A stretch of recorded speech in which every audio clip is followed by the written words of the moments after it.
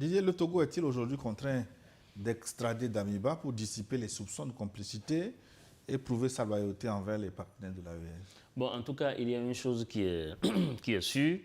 Cette attitude de Damiba à partir du Togo donne l'image, je dis bien donne l'image, présente l'image, comme quoi le Togo est en même temps partenaire, mais ferme les yeux sur ce qui pourrait arriver de très dangereux au pays de l'AES. Donc il faut que vraiment cette image-là, rapidement, soit corrigée, parce que le Togo, personne ne peut le nier, est quand même le principal partenaire africain de l'AES, c'est le président le plus proche des présidents de l'AES, c'est lui qui leur a offert sa façade maritime, c'est lui qui a évité, n'oublions pas, l'invasion militaire du Niger par la CEDEAO, par la France, etc. Donc il faut... Mais je voudrais verser aussi à votre corbeille de réflexion un élément plausible. Est-ce que le Togo n'a pas aidé peut-être à donner des renseignements finalement pour attraper les uns et les autres la main dans le sac? C'est une possibilité aussi parce que tous les appels ont été faits à partir du Togo. C'est un niveau supérieur. Oui, c'est une possibilité dont nous n'avons pas... On ne le dit pas à la radio et à la télévision. Nous n'avons pas la preuve parce que quand même il y a une chose qu'il faut relever. Et un type comme Damiba, puisque ce n'est pas la première fois que son nom est cité dans des affaires comme ça, je crois que s'il est au Togo, en principe aussi le rôle du Togo aussi est de le surveiller, de le filer pour savoir... Ça peut être aussi une stratégie pour attraper... Bien sûr, tout ça est possible. Vous savez que le Togo a une manière douce de faire ses affaires. Donc je n'exclus pas du tout ces possibilités. Bon, maintenant, moi, contrairement à l'ambassadeur, je ne pense pas que Damiba, que ce soit une bonne idée de le libérer du Togo, qu'il aille vers d'autres pays. Je pense que si le Burkina le veut, le Burkina peut officiellement demander si les enquêtes vont jusqu'au bout et qu'on établit, déjà on sait qu'il est responsable, et qu'on établit jusqu'à quel degré il est impliqué, comment il fait. Et dans tous ces dossiers, je pense que le Togo peut le mettre aux arrêts et le juger et le mettre en prison. Oui, ça aussi, c'est une possibilité. Dans toutes les au lieu que Damiba soit à l'aise, je ne sais pas comment, je ne l'ai jamais rencontré à Lomé, je ne sais pas, mais l'ambassadeur a dit tout à l'heure qu'il mène apparemment... Il vit bien, il vit bien. Bon, voilà, donc je ne sais pas. De ce que nous savons, voilà, il ne crache pas sur la belle vie. Bon, voilà. Donc, de ce que nous savons. Bon, voilà. Donc, au lieu que ce soit à cette belle vie-là qu'il se livre, s'il ne veut pas rester tranquille, bien, il y a aussi des prisons à Lomé, au Togo, qui peuvent...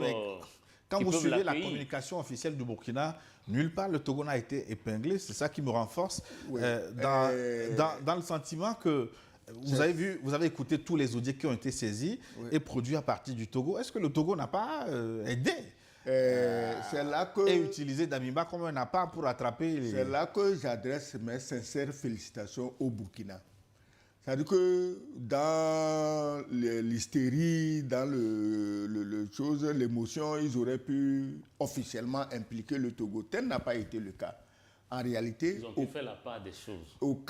Les Burkinabés savent faire la part des choses. Mais ce qui est le plus triste, j'ai entendu un hibou habituel qui dit que lui a les preuves que c'est le président du conseil lui-même qui organise le coup d'État. Lui, il avait les preuves, il dit n'importe quoi. Attends, il avait fait même le tour des pays du Sahel pour donner l'information. On ne l'a pas cru, voilà, la preuve est arrivée. Mais tu promènes ton gros ventre.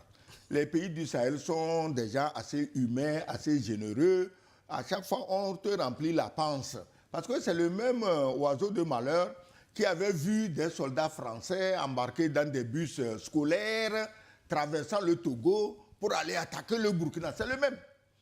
C'est sa spécialité. Je ne sais pas, il est payé combien pour noyer son pays. Il se dit panafricain. C'est à cause des ordures comme ça que moi, je ne me réclame même pas panafricain. Parce que je ne veux pas être sur le même banc que des gens comme ça. Donc, curieusement, alors que le Burkina officiel a pris la mesure des choses et dit les choses comme elles se sont passées, il y a donc ce Togolais qui veut peut-être même qu'on crame tout le Togo parce que lui, il a les preuves. Il se prend pour la CIA, le Mossad, le KGB, le MI5. C'est-à-dire que toutes les agences de renseignement du monde, c'est à ce gars-là qu'il rend compte. Lui, il connaît tout. et il est allé dire ça au Burkina. Et il ne sait pas que les gens de l'AES aujourd'hui ont les services les mieux informés du monde. Tout le monde le sait, sauf lui. Et c'est lui. Mais quand tu veux aller demander un peu d'aide, mais vas-y, ils sont fair play. Hein? Mais les petits frères ou les grands frères, bon, nous on se bat, aidez-nous, bon, ils vont t'aider. Mais tu n'as pas besoin de vendre ton pays. C'est les Damiba, ça. Ils sont prêts à vendre leur pays pourvu que ça remplisse leur ventre. C'est pas normal. Une dernière question pour clôturer cette première partie. Quelle troisième voie pour Lomé? Une extradition sous condition, un procès au Togo même ou à l'étranger ou un transfert vers un pays tiers, Didier Alaoune? Ce que Damiba a fait est très grave. Et moi, les deux possibilités que je vois, c'est soit l'extradition ou un jugement sur place, un emprisonnement sur place. Moi, c'est ce que je vois dans cette affaire parce qu'au moins ici, puisque le Togo est un pays qui est favorable et partenaire à l'AES, au moins à partir d'ici, s'il est ici, il serait mieux surveillé. Et les caméras peuvent bien le Togo peut bien mettre les radars sur lui. Mais si vous le laissez filer partir d'ici pour aller s'installer où, et on ne sait, et à partir de quelque part où les radars seront en brouillon, on ne pourra plus correctement le suivre. Je pense que ce n'est pas une bonne idée, en tout cas, selon moi. Bon, c'était mon opinion. Je peux me tromper dans mes analyses. Mais ce que je dois souligner, vous l'avez souligné, Gilles, que tous ces lézards-là sont des gens proches du parti de Compaoré. Mais c'est Didier qui l'a souligné. Ouais, c'est Didier, voilà. Et c'est vrai, moi aussi j'ai lu ça. Les commerçants, c'est les gens de Compaoré. Tu comprends bien, quand Compaoré arrachait des milliards avec les terroristes, tu comprends avec qui ils bouffaient les milliards. Ces milliards doivent leur manquer aujourd'hui. Je crois qu'il y a même un qui est venu, bon, ça je n'avais pas voulu évoquer cette question parce que le Burkina est un pays uni. Il y a un des commerçants qui est originaire de Zignaré, qui est le village, du village de Compaoré. Mais je n'ai pas voulu qu'on développe cet aspect. Parce non, on va laisser cet aspect. Ça dit que ces commerçants qui ont mangé gratuitement avec Compaoré, ils croient qu'ils vont créer encore une situation où on va détourner les milliards et avec les terroristes, on se partage les milliards dans les beaux hôtels de Ouagadougou. Écoute, toi, Compaoré, tu as assassiné ton meilleur ami, le meilleur fils que le ciel ait donné au Burkina. Et qui n'était pas sur les lieux. Oui, je sais. Quand on a tué Compaoré, il dormait. On a tué Lengani et l'autre, lui, dormait. C'est bizarre que chaque fois que quelqu'un dort, ses amis meurent. Moi, si je suis à la place de ses amis, je ne le laisserai pas dormir. Je vais mettre toujours du tam-tam dans ses oreilles pour qu'il ne dorme pas, pour qu'on ne vienne pas m'assassiner. Donc, tu assassines Sankara. Tu vas aujourd'hui, on te cherche, tu te caches en Côte d'Ivoire. Et tu veux assassiner la réincarnation de Sankara. On ne peut pas assassiner une réincarnation. Il est bête. C'est ces marabouts qui l'induisent en erreur ou bien c'est lui-même qui réfléchit. Il ne peut pas, Compaoré ne peut pas voir la tombe de Ibé.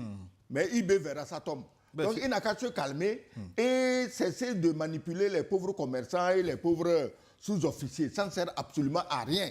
Finalement, le Burkinabé, peut-être, avait-il tort de laisser s'échapper Damiba? Aurait-il dû faire comme les Nigériens pour le sort de Bazoum, lui garder en lieu sûr aujourd'hui? Mais tout ça, peut-être je vais vous renvoyer la question dans la zone partie de New York Forum. Jusque là, nous sommes obligés de marquer une pause pour des impératifs commerciaux et une nouvelle édition du journal sur votre chaîne. À tout de suite.